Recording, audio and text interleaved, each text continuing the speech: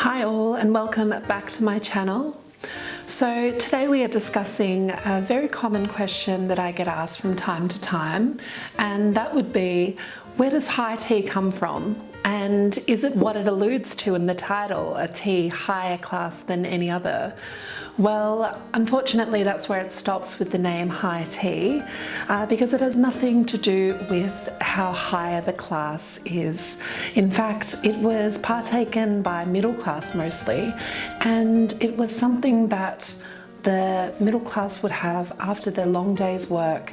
They would partake in a meal that was generally quite heavy and dense, usually containing pasta, fish, bubble and squeak, shepherd's pie, all that sort of heavy dense foods.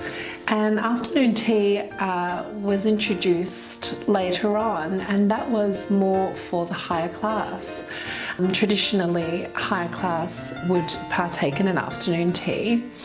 And where the significance of high tea comes from. High tea was originally done on higher tables, kind of like bar stool tables where they'd sit up high, and that's where they got the name high tea from. Now today I like to refer to high tea as just dinner, because it is a similar practice as traditionally what it was in the past. But afternoon tea is what you commonly see practice all around the world, which is now available for anyone to partake in with their finest china. Afternoon tea is something that consists of 3 elements such as scones, finger sandwiches and pastries. What I have here today is a setup for myself. I am going to show you how to eat scones correctly at an afternoon tea setting, and also how to go about manners at the table, proper etiquette. And this is not something that is extremely uptight. It is very relaxed, but it is just something to keep mindful for next time you have afternoon tea. I've just baked plain scones today, and how I like to have my scones is with jam and clotted cream. So I would just break the scones apart like so, and they break really easily. And my scones that I made are buttermilk scones, which are my favorite types of scones to make because they are very moist, and the recipe is very different to the English traditional way of making scones, but I find that these ones just have so much more flavor and they'll keep your guests coming back for more and more. So you can also bake these with fruit, but I just break them apart simply like so. Now I don't have a dinner plate with me, I just wanted to bring out my cuckoo collection today, and I've got this though, which I will use. So what you would do when sitting at afternoon tea is you would go for the jam, and you can use cream first. I like to use jam, it's completely up to you. And you would pop that onto your plate like so. You can bring it along with you. And basically you want to leave the utensil that serves in there rather than applying it straight to your scone. It's a lot better if you just pop it onto your plate and then proceed to use your own utensil. So now with my own, I would just scoop it up like so and plop on the jam. I love strawberry jam, the traditional way of having it. It's just so sweet and it just goes so nicely with clotted cream.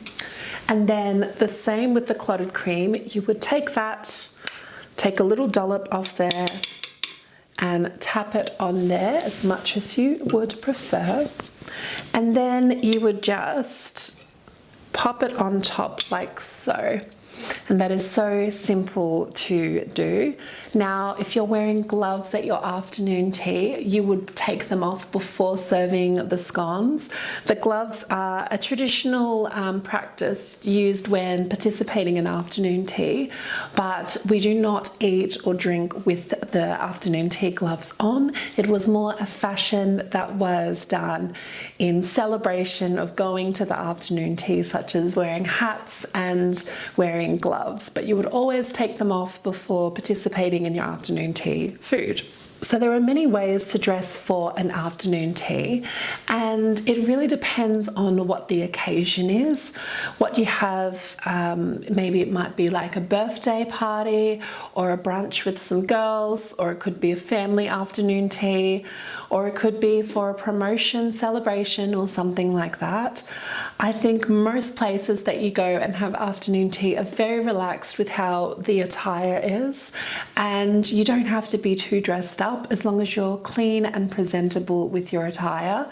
So I would wear either a jumper, or if it's quite warm, I would wear a top like a blouse or something.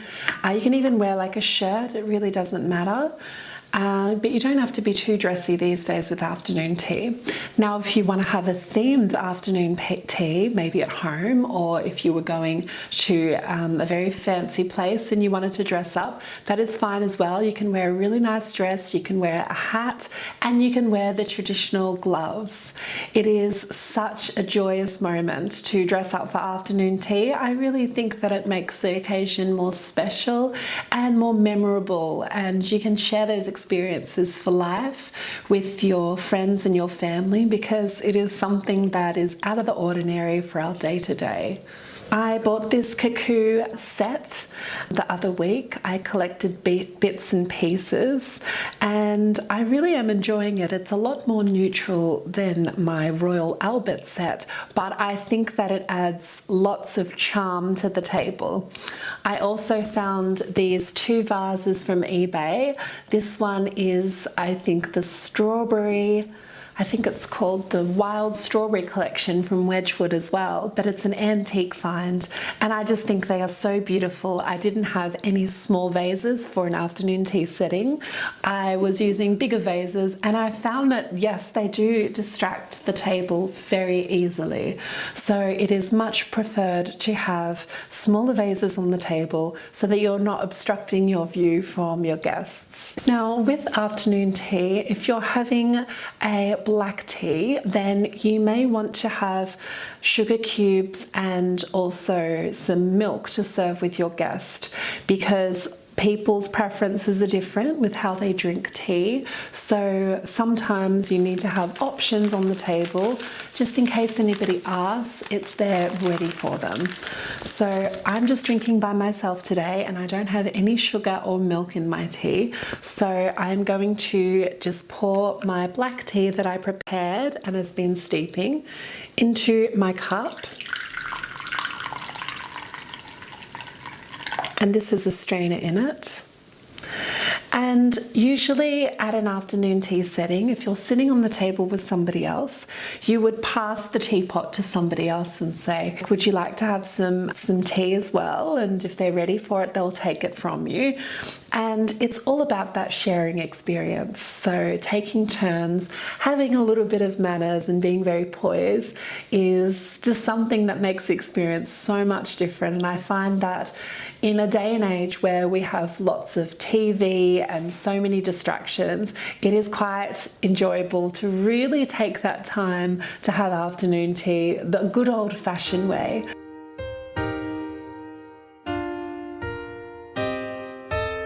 When drinking out of the teacup, some people will drink and stick their pinky up, but this is not a traditional way of drinking afternoon tea, and it does not signify any type of elegance or class. So it is kind of like a gimmicky thing that was introduced, I think, to kind of mock the higher class when having afternoon tea, as so to drink like this. But it is not necessary, so you simply just drink. You can tuck a finger in there and hold the cup like so, and just drink politely. And then when you're done, you can pop it back on the tea saucer. Now, it is not very necessary to drink with the tea saucer up here like this, unless you're sitting on a low table, like a traditional afternoon table, and you are quite far away from the table. But I'm actually sitting on a medium-sized table, so it is easy for me to just drink straight like this and then pop it straight back down. You can have afternoon tea in so many different ways, but I definitely think that a good element of having afternoon tea, as well as displaying your beautiful fine china, is some fresh flowers. So fake flowers are great. I love flake flowers. They definitely bring ambience to the home, and they help to bring character to an empty space. But fresh flowers are just that little bit more elegant, and when they're in close encounters, such as on the table, then I find that a fresh flower is just something that your guests would love to look at while they're enjoying the afternoon tea. So if you're not one for buying fresh flowers because they die quite easily and you have to buy them again and again, then I would just save your fresh flowers for the afternoon tea occasion, because it really does make the experience a lot better. So we've cleared up the differences between high tea and afternoon tea. One of the main differences was history of having high tea for dinner and usually having denser meals, and afternoon tea being a little bit more on the elegant side with scones and pastries and finger foods that were very delicate and something that will tie you over towards dinner.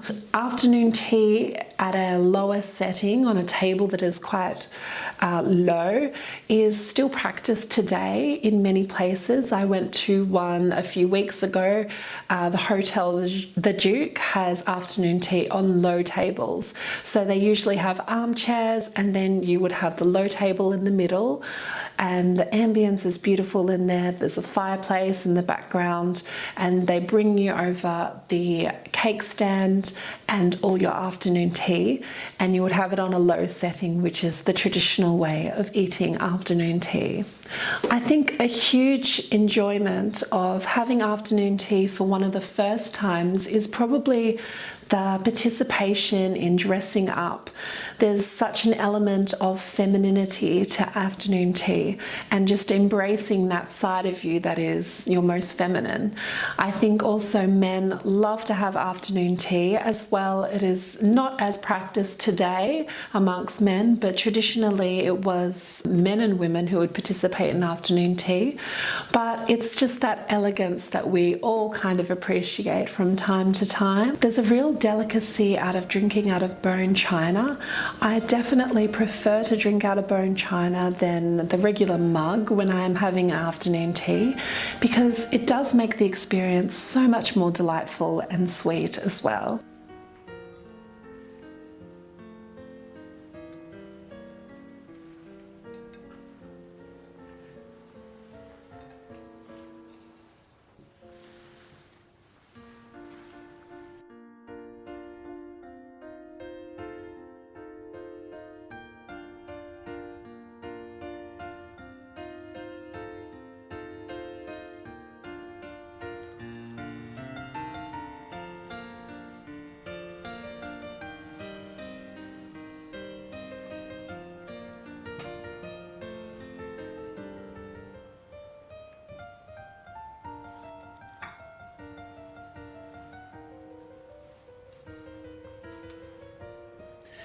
Thanks again for watching my afternoon tea setting.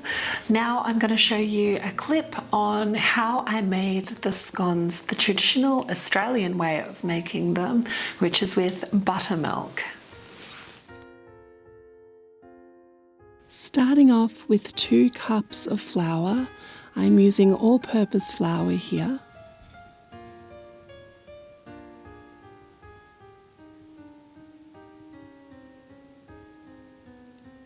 And then adding in just a teaspoon of salt and combining all the dry ingredients with a knife. You do not want to use your hands during this recipe. You want to only be mixing with a knife and no machinery. I'm adding just a touch of bicarb soda and some sugar to the mix, and then combining it with a knife.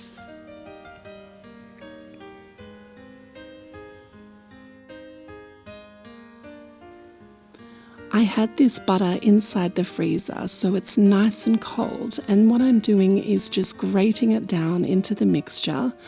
We want the butter to be very fine consistency, but we don't want it to be combined with the flour mixture.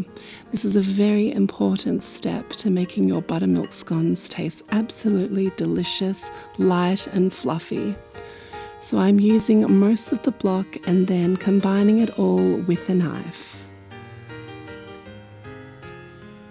It should represent a breadcrumb-like consistency that is not moist but just combined. As I make a well in the middle, I am pouring in a little bit of buttermilk and then combining again with my knife. I pour in more and more until I get this nice wet consistency, and I do not use my hands at any stage during this process. I am also pouring in just a little bit of water as I needed it to be a little bit more moist and I ran out of buttermilk. Using flour on a chopping board, I am just proofing the chopping board from the mixture and then popping the mixture on the chopping board and all very lightly moving the mixture around, folding it over just a few times to make sure that it is combined. And then I'm cutting out my scones. Small pieces are fine as they will expand in the oven. I have the oven raised to 200 degrees Celsius and I am placing them about 5 centimeters apart from each other. The rustic look of the scones is really cool to have for your afternoon tea, and if you're having other pastries that are more perfect looking, these will be a really nice touch to give your afternoon tea a little bit of edge with the rustic shapes. So I'm not too fussy with how I have my afternoon tea shaped scones. With some egg mixture, I beat up an egg and I'm just glazing that over the top of the scones. What this will do is just make sure the scones are nice and brown when they come out of the oven, and it will give them that rich golden texture.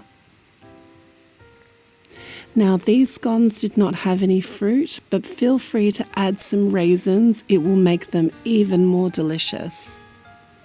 Then into the oven they go for about 10 to 15 minutes. I had them in for a lot longer because they did need a little bit more time. And there we have it. Beautiful scones. Thanks for watching.